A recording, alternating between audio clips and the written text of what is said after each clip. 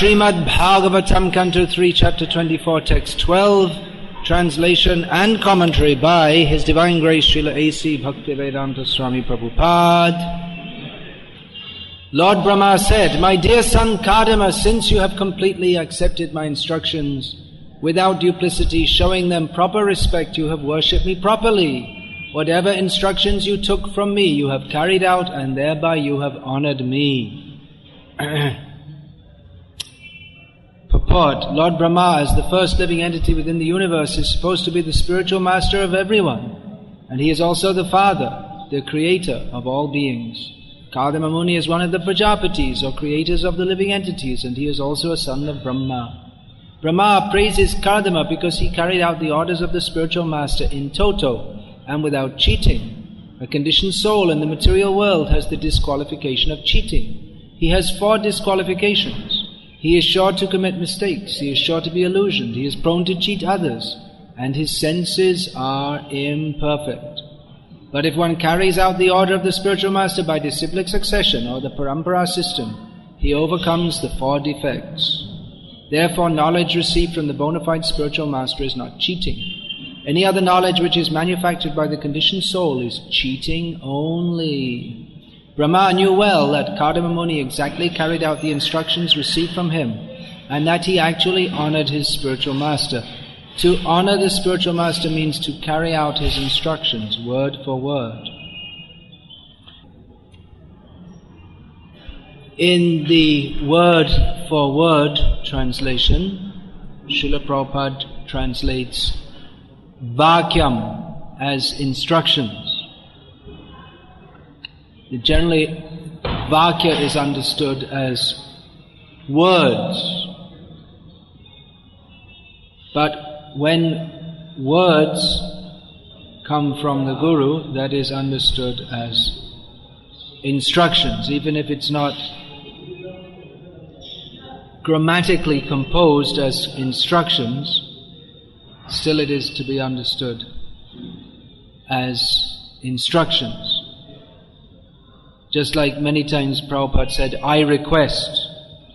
In one purport, Prabhupada wrote that, "I request all of the members of the Krishna conscious movement to become pure devotees, so that others may take advantage of their association and also become purified." So we can take that's a request that can be accepted as an instruction. The whole Vedic literature emanates through or is manifested in this material world. When we say Vedic literature, actually it's Veda Vani. Vani means sound. And later it's Veda Vyas puts in the form of literature. So Vani is also a name for Saraswati. Vak, another name. Vak means sound or word, and when coming through this medium, it's understood as an instruction. We are to receive instructions from the higher level, not as the impersonalists. And so actually all those who purport to follow the Vedic literature but don't accept the actual conclusion of Vedaischa sarvera hameva vedyaha, then what they're doing, they're taking the words of the Vedas and interpreting it in their own way, but it's meant to be an instruction. Among the followers of the Vedas, it's at least verbally accepted or theoretically accepted that we have to follow Vedavani. We have to follow the instructions of the Vedas. But then as Prabhupada notes here in this purport, the cheating propensity. We interpret according to our own desire. And this is the history of religion. Nowadays, many people in our movement are interested in interfaith meetings, not so much in India, comparative religious studies. But the history of religion in the world is one of cheating. That's all. Priti vite jato kata Dharma nama chale bhagavata kahe taha paripurna chale. as Srila Bhaktisiddhanta Saraswati Thakur noted, paraphrasing statement of Srimad Bhagavatam, that whatever is going on in the name of religion in this world is simply cheating. Because people, even there are so many great genuine religious teachers, but people take their message and they interpret it for their own purposes. So they become religious instead of being spiritual. The President of India, who is the present President of India, who is known to be a religiously minded person. When one of our devotees met him, he said that we're coming from ISKCON, it's a spiritual movement. So he said, that's very good. He said, we want spiritual movements, not religious movements. He made a differentiation. Something that's actually spiritual means, on the platform, Mam Cheo Vyabhicharena Bhakti Yogena Sevate Sagunan Samatityaitan Brahma Bhuyaya Kalpate. Beyond the modes of material nature. And that which is religious, it's Priti Vite Jato Kata Dharmanama Chale Bhagavata Kahitaha Paripurna Chale. Paripurna means completely. It's just a hoax. It's just a complete hoax, whatever is going on in the name of religion. So, Kardama Muni is being congratulated here by Lord Brahma for following his order without duplicity. That is the difference between actual spiritual life and what is normally considered religious life. The duplicity that we take the instruction and we reinterpret it. We may even follow the instruction, but we may do so for some other purpose. Here, Srila Prabhupada, it's in the verse itself, it said that Lord Brahma says that this is you have respected me properly. Seniors are to be respected, but the proper respect is to carry out their instruction. Just like we perform Guru Puja and we sing Guru Mukha Padma Vakya Chitete Koriya Aikya Arna Kori Hamane Asha. That the word Vakya, the words from the lotus mouth of the spiritual master. We fix them up in our heart. We make them one with our heart. Anya Hridayman Moramon Vrindavan. Chaitanya Mahaprabhu gave the ideal of this, that others, they have their mind, which is involved in sense gratification, but Chaitanya Mahaprabhu's mind and his heart are one because they are Vrindavan. Vrindavan means the serving spirit, the spirit of service to Krishna. That is Vrindavan. So, Chitete Koriya Aika Arna Kori Hamane Asha. Actually, it's the same statement. Chitete Koriya Aika means the same thing as Arna Kori Hamane Asha. I have no other desire. But just to emphasize, it's just like saying, Smartabhya Satatam Vishnu, Vismartabhya Najatu Chit. Always think of Vishnu, never forget him. Actually, it means the same thing because there's no question of one without the other, but it's to emphasize both sides, the positive and the negative. So we sing this, and it's easy to sing. But whether or not we're actually meaning that will be seen throughout the rest of the day. That if we're actually living according to the instruction of Guru or if we have some other motive. So daily there's Guru Puja and once a year Vyasa Puja, formally. And Vyasa Puja means the formal commitment to go on for the rest of the year living by the motto, Guru Mukha Padma Vakya Chitete Koriya Aika Ana Kori Hamane Asha. And daily Guru Puja means for this day to make that commitment. This is actual Guru Puja. to live by the instruction of the Guru. Otherwise it's hypocritical to sing Guru Mukha Padma Vakya Chitete Korea Aikya and then just do anything else according to our own desire. So there's no meaning to that. Actual honoring is, as Prabhupada pointed out in one of his two prayers, I can't remember. There's Viraha Ashtashtakam and Vaisheshashtakam. One of his two extant poems in Bengali that he wrote as Vyasapuja offerings to his Guru Maharaj. So he was saying that simply on the Vyasa Puja day, simply an offering of fruits and flowers, that does not constitute actual worship. But one has to serve the order of the spiritual master. So formally one may offer honor by fruits, flowers, offering all these things, bowing down, offering prayers, all these things are required, formal worship. But the actual worship of the spiritual master is in following his instructions, doing what he says. That is actual honoring. If one doesn't do what he says, that means we don't actually honor him, then it's only a formality.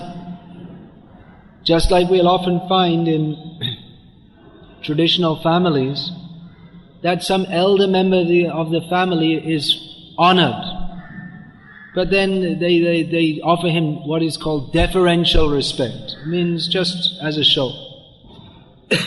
But they don't care for him actually. They'll feed, they'll act humbly in front of him, but they won't follow his instructions. And that's generally everywhere we'll find. In the modern age, one symptom of the modern age is that people don't care to follow anyone. And they're promoting that everywhere. That make yourself number one. Even in Bangladesh, I was just there, I saw in Bangladesh the culture is very strong of every individual has to work as a member of the group. You are a member of your family, you're a member of your village, you're a member of your caste and all these things. But they were advertising, some cell phone company was advertising that make yourself number one. We make you number one. We're doing it all for you. So this is being promoted. Everyone for themselves. This is antithetical to actual human civilization. What to speak of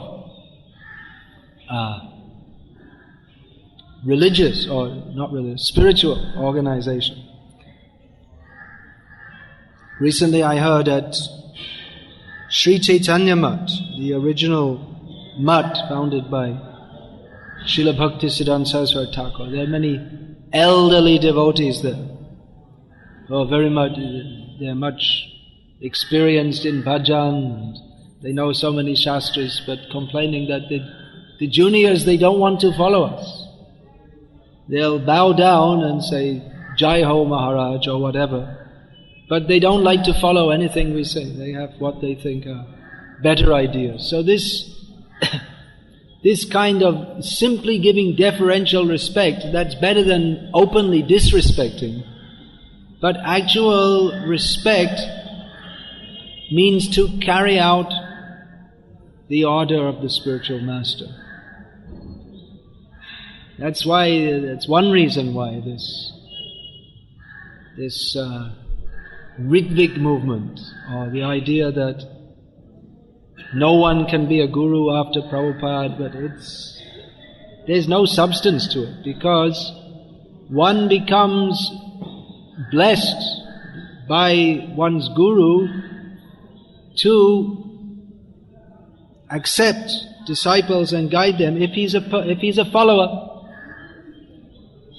So if one is following, then automatically, if one's connected by following the order to one's own guru, then this spiritual current comes through and others will connect to that. They'll want to, those who are spiritually sincere, they can find that current and they'll want to connect to that. And anyway, this and no one who's initiating will say that I'm initiating on my behalf. Everyone will say, I'm doing on behalf of my Guru, which is what the Ritwik Vadis claim. You have to do on behalf of Prabhupada. But then anyway, no, anyone will do. No one's going to say, I'm equal to Lord Brahma. I have a direct connection with Krishna. No, everyone says, I'm a servant of my Guru, and I'm even even those who are very clearly the greatest acharyas, they all say the same thing, that I see you as representatives of my Guru has sent you to me, Prabhupada said this, Srila Bhaktisiddhanta Saraswati said this. They don't say, only someone like Sai Baba will say that they're self-manifest. But any Guru will say like that. The difference between Gurus accepting disciples, and as they do in the present day within ISKCON, and the Ritwik system, is that in the so-called Ritwik system, they don't take any responsibility for the disciple. That's all. They just initiate, and then it's you and Prabhupada. Have a good day. That's all. No, they don't take any responsibility to guide them. They think that no one's qualified to give guidance. But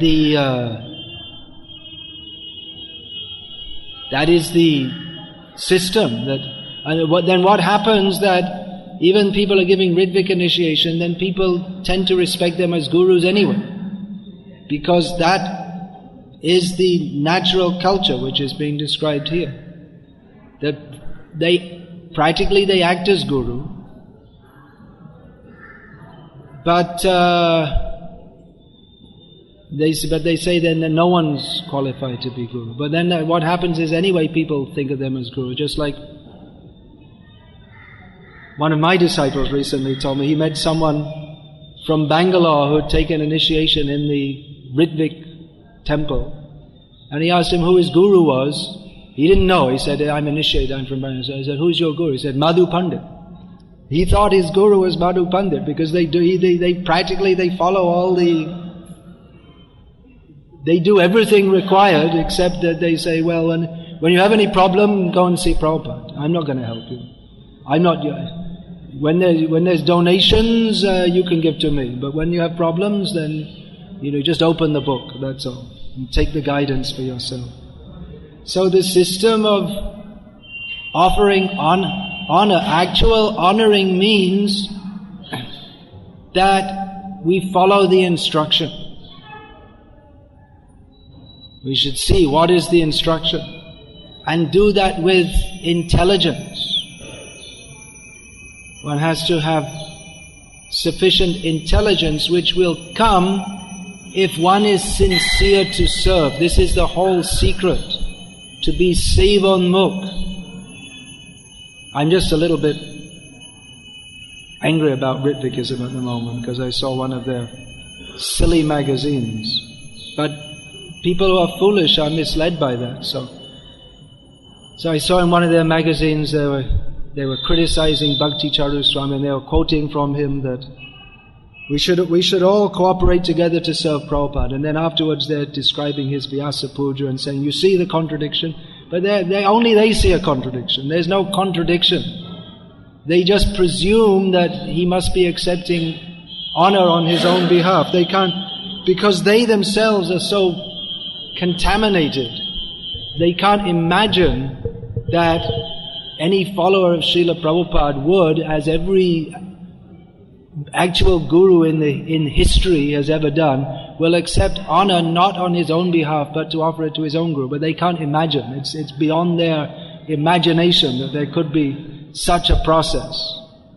So it means lack of actual spiritual intelligence. That to honor the spiritual master means to carry out his instructions word for word, and they take this, they want to take this absolutely literally, without any intelligent application. There's a well-known story in this connection of the foolish disciple. Actually, disciple cannot be foolish. Disciple must be intelligent because he receives intelligence from the Guru, from Krishna. Actually, actual Guru is Krishna. Krishnam Vande Jagat Guru. And anyone who's acting as Guru acts as Krishna's representative. Again, if we're not acting as representative, then we're just imitating Sai Baba, that's all. Then we should all accept Sai Baba as our Guru, because he's done the biggest swindle of being a Guru without any parampara or without any clear conception of Bhagavan, so he himself becomes Bhagavan. So, there was a somewhat foolish disciple, and the Guru knew he was somewhat foolish, so they were going on a journey. And knowing him to be somewhat foolish, he told the disciple that you just do whatever I say and don't do anything that I don't say. He thought he would control him like this. So the Guru was riding on the horse and the disciple was following behind. And after some time the Guru asked, now I'm very thirsty, you give me water. He said, but the water pack, it fell off 5 kilometers back. He said, well, why didn't you say anything? You should have. He said, well, you didn't tell me. He said, well, all right, okay, well, anything that falls down from the horse, now, you bring it and put it right in my lap so I can see what it is. So then they're going along and the horse passes still.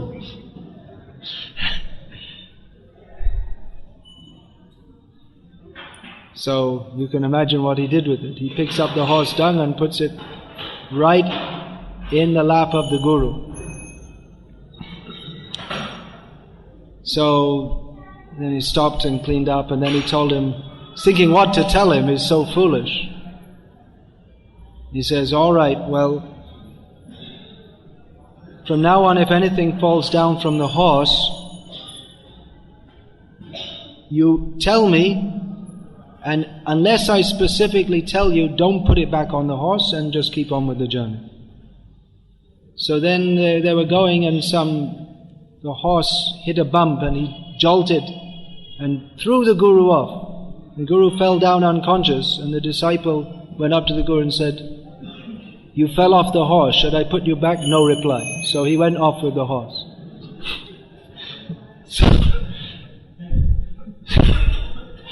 So he was following the instructions of the Guru word for word, but he was a fool because he couldn't see what is the purpose of the instruction.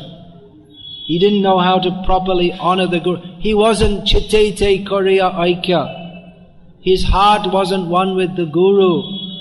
He had some other way of thinking. So many people will approach a Guru and so many they'll come asking for ashirvad. What for? Now my son is going to take his exam. I have a pain in my back. I went to so many doctors and it costs so much money. If you give me your ashirvad, I'll get a free cure. So many people come to me and ask for ashirvad for studies. I myself was useless in studies. Only when I came to read Prabhupada's books I had some intelligence to it. Otherwise I was a failure, so don't ask for my ashirvad. Not for this. So to be one with the Guru, how can we be one with the Guru in heart when our heart is contaminated? That's why we approach a Guru, isn't it? Tad vijnanatam sagurum eva abhigachet. For attaining spiritual knowledge, we approach a Guru, but we don't have spiritual knowledge. We're lacking in that. The heart of the Guru means that he is Mukunda Preshta, very dear to Mukunda, or Krishna Preshta, very dear to Krishna. But we are not. We have our own interests. So how can we actually follow the instructions of the Guru? We've approached him because we're contaminated. Then how can we properly follow his instructions, because our tendency, the cheating propensity is being described here. We have the tendency to want to change that, to take his instructions and use for our own sense gratification. That's why I'm saying the whole history of religion is one of taking the instructions of great spiritual personalities and twisting them for our own personal sense gratification. So it seems to be like an impossible dilemma, that we have to follow the instructions of the spiritual master, taking them to heart, making our heart one with the Guru, but at the same time we can't be fully one with him because we're in a contaminated situation. That's why we came to him. Therefore, sincerity is required. That we may be contaminated, but we should have the sincere desire to become uncontaminated, and that will be awakened, maintained, reinforced and increased. That sincere desire will be reinforced by hearing. By hearing what? By hearing again and again what is our situation. Sevan mukta. The desire. What does sincerity mean? Often this question is asked. Sincerity means the desire to serve without any other motivation. Guru Mokha Padma Vakya Chitete Korea Aikya Ana Koreho Manayasha. That's the same definition of Uttama Bhakti. Anya Bilashita Shunyam Jnana Kama Dhyanavritam Anukulyena Krishna Anushilanam Bhakti Ruttama. Anushilanam means cultivation. Anyabilashita means, Anyabilashita Shunya means that even we may not be wholly free from other desires, but the contamination may be there in the heart, but it is our desire to be free from extraneous desires. And that is the qualification for Uttama Bhakti. Uttama Bhakti can be understood as, according to this verse, Anushilana means cultivation, so it means cultivation of bhakti heading towards the topmost level. We've heard, it used to be very popular in ISKCON, the 7 habits of highly effective people. So one of them is start with the goal in mind. So that's good observation. That's true in bhakti also. That we will end up where we aim at. If our aim is the heavenly planets, then we might go there. If our aim is to, you see, you can join ISKCON for many things. You might aim to go to the heavenly planets. There was one devotee, he openly said, he's old now, he's living in Puri, but he was in Calcutta temple for many years, ISKCON temple. He openly said that I want to go to the heavenly planets, so I'm going to dedicate my whole life for serving the Vaishnavas, and by their grace I want to go to the heavenly planets. He openly said, very good, did very nice service, but he had no interest in hearing, but he liked to serve. So his aim was, I will go to the heavenly planets. Others are more practical, you could say, for this life. They want to go to America. And by the grace of the International Society for Krishna Consciousness, many of them get there. So if that's your aim, you can get there, or you can get to the heavenly planets. If our aim is Vaikuntha Bhakti, we can go. If our aim is Ayodhya Bhakti, we can go. If our aim is Vraja Bhakti, we can go. According to the desire we cultivate while we're here, then that will manifest. Yadrisi yadrisi shraddha siddhim bhavati tadrisi. According to the faith we develop while we're here, we get the result later on. So, but at the same time we should understand, just like we say that this movement, not we say, but Chaitanya Mahaprabhu says, that this movement is meant, or specific, mostly the followers of Chaitanya Mahaprabhu, they are aiming at Braja Bhakti. Among Chaitanya Mahaprabhu's followers, there were also devotees of Lord Ram, but the Rupanuga Sampradaya, we see Rupa Goswami, he was trying to convince his brother to give up Ram Bhakti and take to Krishna Bhakti, and which Krishna, of course, Rupa Goswami also wrote, he made those two dramas, Lalita Madhav and Vidagdha Madhav. So he also wrote about Krishna outside Vrindavan, but his personal tendency was to worship Krishna in Vrindavan. So the aim of this movement is to go to Vrindavan. But that Vrindavan, that doesn't mean Loy Bazaar, Gopinath Bazaar, Anaj Mandi, all this. That Vrindavan is the land of full self-surrender, where there's no personal desire, far beyond any tinge of personal desire. Shvara Sikhi Siddhi Braja Gopi Dhan Paramachanchala Sati Jogir Dhyan Nirbishesha Gyan Ekane Napai Sthiti. That Shvara, the personal serve, every single gopi in Vrindavan has her own personal mood of service, which is Paramachanchala Sati. But here, this Nirvishesh Gyan, or cultivation of knowledge of the impersonal absolute, or the dhyan, the meditation of the yogis, there is no place here, it's far beyond that. So this is, if one is sincere, that sincerity is not that those who are not Vaikuntha-vasis or Ayodhya-vasis, not that they're not sincere, but the desire of those who are heading for Vrindavan is so pure that they take pleasure in seeing the pleasure of Radha and Krishna, not in their own. They're not so much concerned, I will be happy seeing Krishna.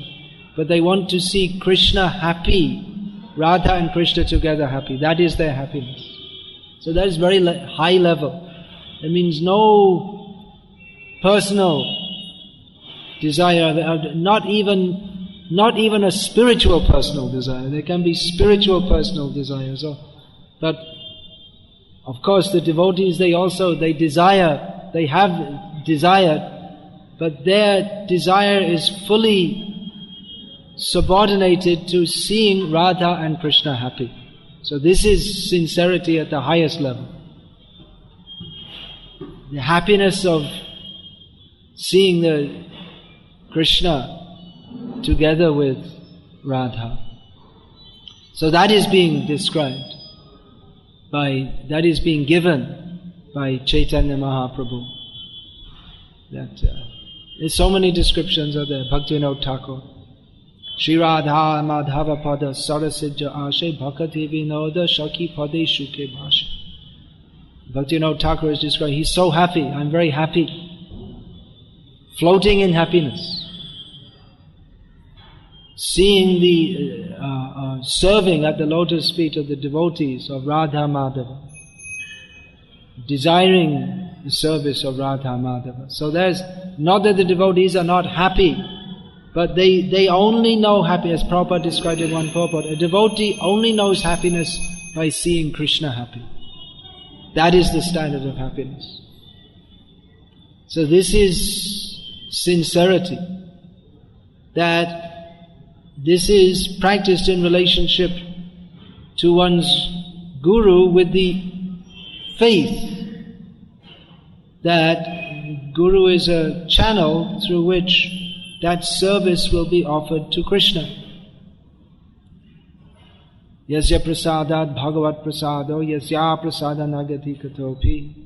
That we're talking about the very high levels that we're aiming for. But how to reach, that seems such a long way, far away. But that Krishna has arranged that we can become close by this simple system of offering all our services without any personal desire through the medium of the spiritual master. And if we do that, then we become purified. If we try for that, then Krishna will help us. If we actually desire to come to this platform, anya abhilashita shunyam, then by this process, Guru Mukha Padmavakya Chitete Kariya Aikya Ana Kariya Manayasha, then Krishna will give us the intelligence by which our desires will gradually become purified. So this is the system. This is reflected in this material world in what we would call Vedic culture or human culture, in which elders are to be respected. That is there just to, well, apart from helping to maintain order in society, that is to train us so that we can, when we find actual Guru, then it will train us that we can follow. Of course, that may be dangerous also, because the tendency to follow others, if we get the wrong leader, then we'll go to the wrong place. Andhaya tandaya, what is that? Upaniyamanas. The blind following the blind.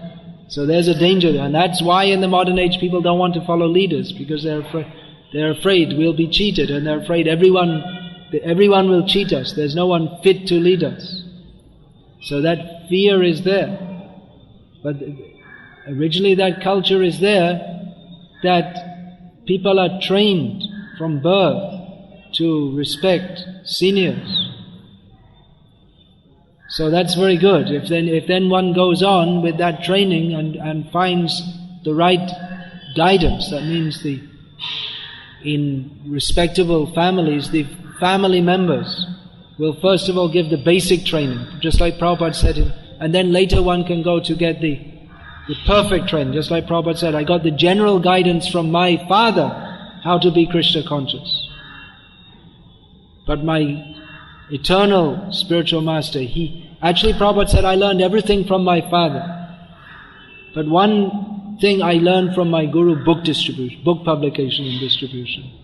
Otherwise, practically he was trained at home in pure devotional service. Like Bhaktisiddhanta Saraswati Thakur himself. He was, of course, we're talking about great Mahabhagavats. They don't require training as such, but they go through that process. Apparently go through that process. So Bhaktisiddhanta Saraswati Thakur was also trained at home by his father. Not father, he never saw him as father. He always saw him as the Mahabhagavat. But that training was there from father, mother also. His mother was also great pure devotee. Who knows her name? Quiz time. Mother of Srila Bhaktisiddhanta Saraswati Thakur, apparent mother. Anyone? Bhagavati Devi. Her samadhi is there in Mayapur, at the Jogpit. But you don't see, because it's underneath the temple there's a temple of Gorgadadha just above. You know Gorgadadha? Behind the Jogpit, and then Nrsimha is on the other side. So if you read Bengali, you can read, it's written there about Bhagavati. This is her samadhi. So he was trained like that, but nevertheless he went for Diksha to Srila Gaurkishore Das Babaji Maharaj. So he had these two gurus, you can say. Many gurus, but particularly these were his two gurus, Srila Bhaktivinoda Thakur and Srila Gaur-Kishore Das Babaji Maharaj.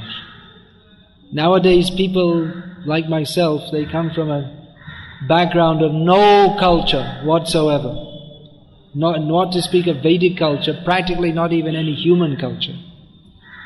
So it's a different situation. Previously, people who would approach a guru, they would already have, in many cases, knowledge of the Vedas.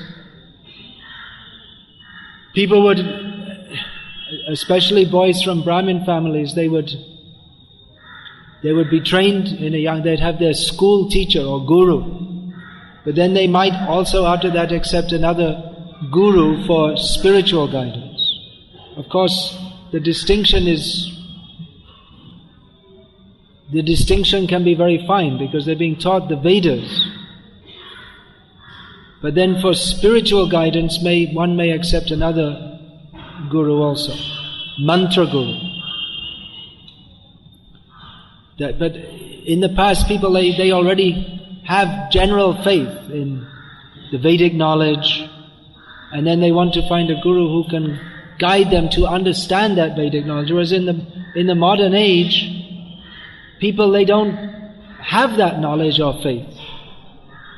Someone was pointing out that, well, Prabhupada, he made so much emphasis on following the Guru, which we don't find that anyone else previously did. We don't find in the previous acharyas, in their writings. But the previous acharyas didn't have to do so, because you only need one slok.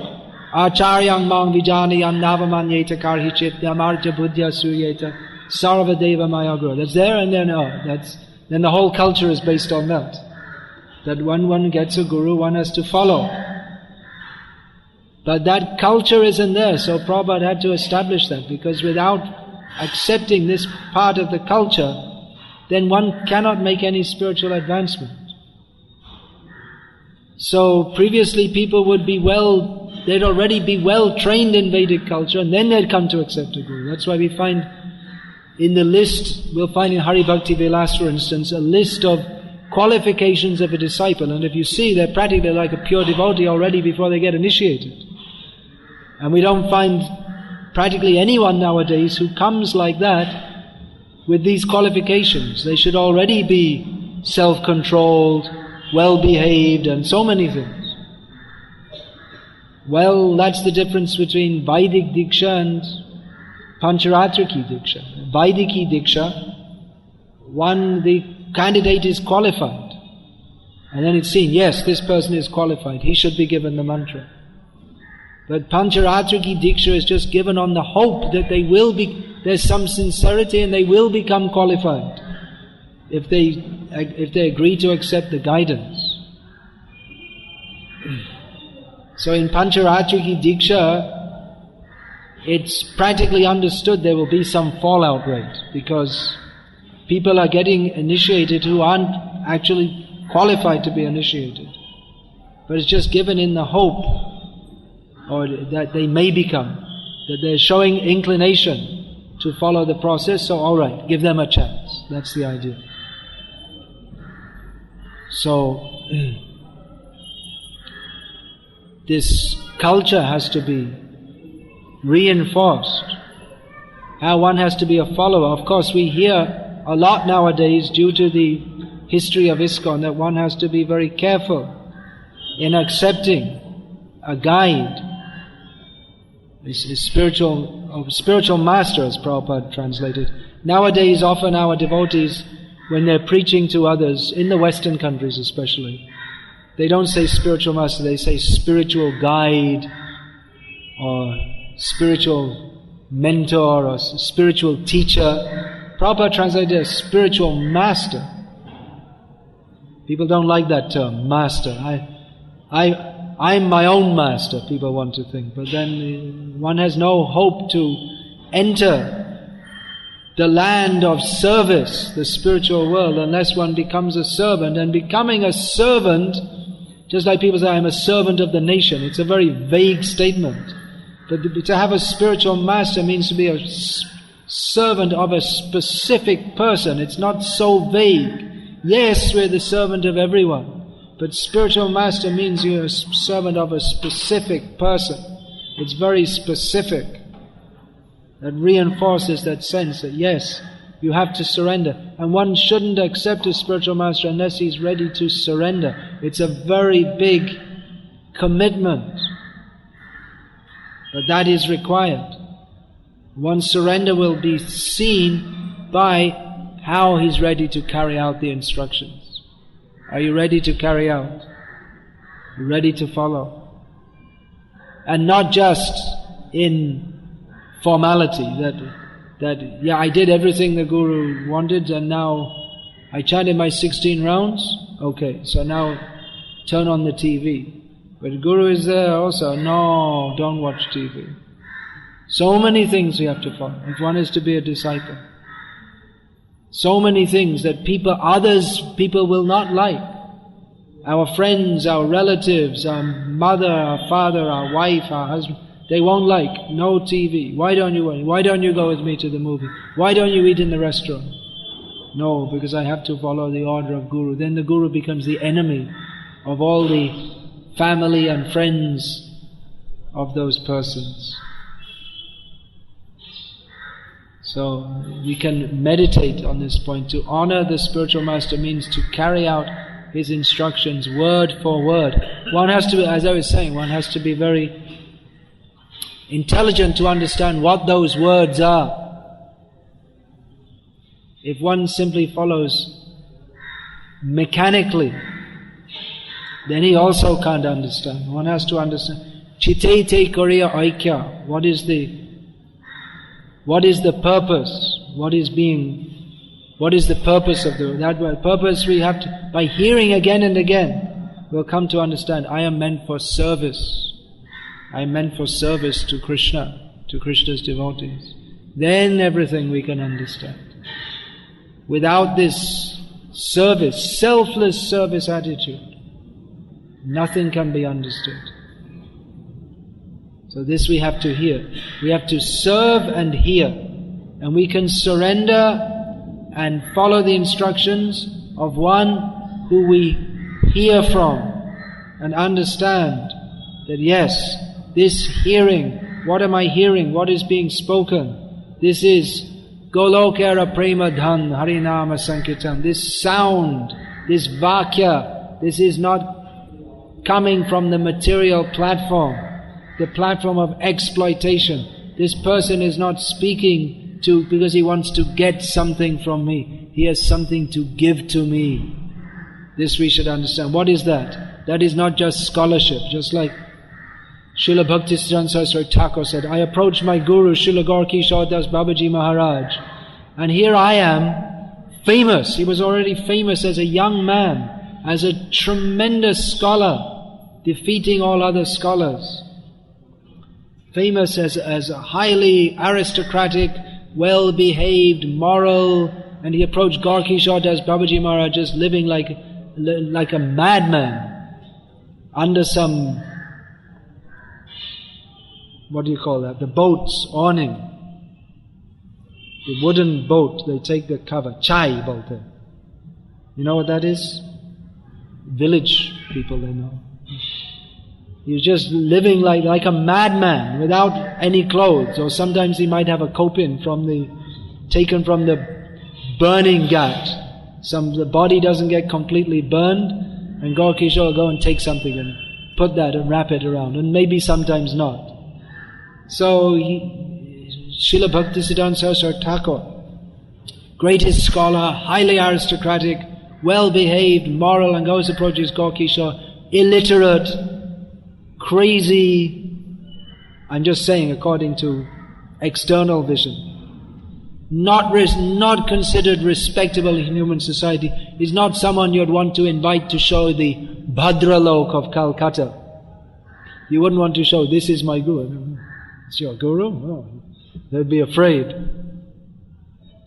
And so many people, they wanted to initiate Siddhanta Saraswati. So many gurus, they were very eager. Yes, you can become my disciple, and then I will become more honored by having such a... You can come and you promote me. And then he approached Gaur Kishore Das Babaji Maharaj saying, well, so many want to initiate me, so he'll also want to initiate me. He didn't give a damn. He didn't care. What? No, I don't want to initiate. I initiated someone before. He cheated me or went away. I don't want to initiate anyone. So he's begging, please get me initiated. All right, I'll ask Chaitanya Mahaprabhu. Come back after some days. So he came after some days. And what did Chaitanya Mahaprabhu say? Oh, I forgot to ask him. He didn't care. He didn't care. So Bhaktisiddhanta Saraswati Thakur said that I was considering my learning, my aristocracy, my reputation, my character to be so important, and then I saw that this person, he didn't care anything for any of that, and therefore I could understand that what he had is so much greater than what I thought I had and which was valuable. What I was considering valuable, he did not care for in the slightest. So, if we find that someone has got something, they're connected, then we can surrender. And that we have to do by following the instructions. And then our channel back to Krishna becomes very easy. This is indicated here. Hare Krishna. Is there any question about this?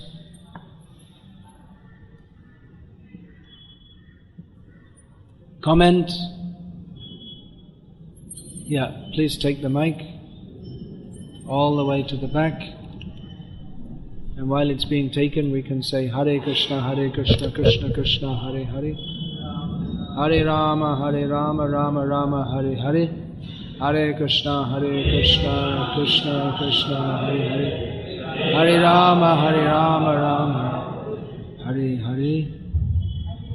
Yeah. Maharaj, even within ISKCON,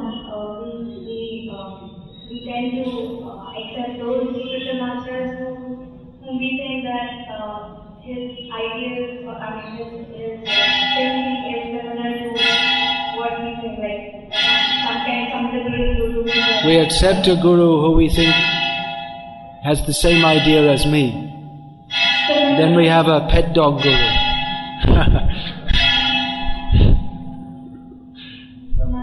My dear pet dog. Pat him on the head. So what? We have to become the dog. Not that we make the guru the dog. Of course it is a heart-to-heart connection. Not just a formality. It should be a heart-to-heart connection. But maybe we should accept someone who is completely different. That might be better, because if we think that I'm already very good and my guru will just give me a little bit more blessing, then we're in a bad situation. If we think that Jogata bichare kichu nahi pai, I've got nothing, I'm empty, I need to be filled up, then maybe we should. Anyway, it's a very... We can't say in every individual case what's going on. It's between Krishna and the devotee. And we may be cheated also. If we want to be cheated, we'll be cheated. That's also there. We can cheat ourselves also, even formally accepting a guru. We may think this one will fulfill my sense gratification. I'll become his disciple because the temple president is his disciple, then the temple president will look after me nicely and I'll get more facility, and there may be thoughts like this also. Then?